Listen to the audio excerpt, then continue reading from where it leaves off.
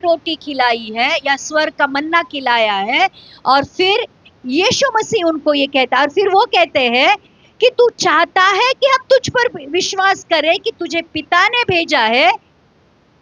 अब मूसा ने ये नहीं कहा था कि मुझे पिता ने भेजा है। मूसा ने ये नहीं कहा था कि मैं पिता का बेटा हूं, जबकि उसने 40 साल तक इजरायली लोगों को मन्ना खिलाया। लेकिन मूसा ने कहीं पे भी ये नहीं कहा कि वो परमेश्वर का बेटा है। लेकिन तू एक बार रोटी खिलाता है और तू हमें ये कहना चाहता है कि तू परमेश्वर का बेटा है, पिता का भेजा हुआ है, तो हम तुझ पर विश्वास क्यों करें।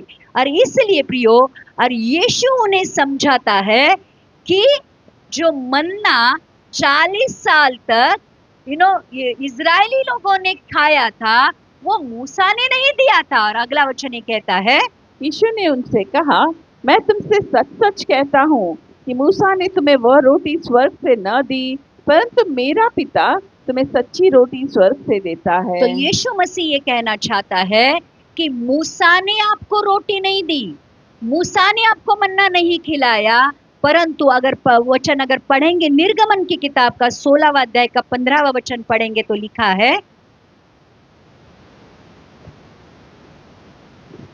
देखो मूसा भी कहता है इजरायली लोगों को कि मन्ना किसने भेजा है। यह देखकर इजरायली जो ना जानते थे कि वह क्या वस्तु है, वे आपस में कहने लगे, यह तो मन्ना है। तब मूसा ने उनसे कहा, यह वही भोजन वस्तु है जिसे यहोवा तुम्हें खाने के लिए देता है। कि कौन देता है? यहोवा। तो मन्ना किसने भेजा था? यहोवा ने भेजा। मूसा ने भेजा था? नहीं, मन्ना यहोवा ने भेजा था। और एक वचन इसको सपोर्ट करता है, भजन संहिता का 78:24 में लिखा है। तो ये जो इजरायली इस मिसअंडरस्टैंडिंग में थे कि मूसा ने उनको मन्ना खिलाया, यीशु मसीह उनको कहना चाहता था कि मूसा ने नहीं, परंतु परमेश्वर ने उनको 40 साल तक स्वर्ग से खाना भेजा था और उनके लिए खाने को मन्ना बरसाया और उन्हें स्वर्ग का अन्न दिया।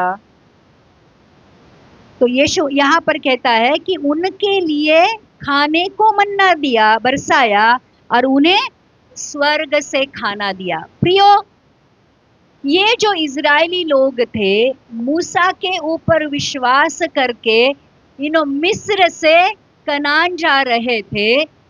6 लाख लोग थे, 6 लाख लोग 40 साल तक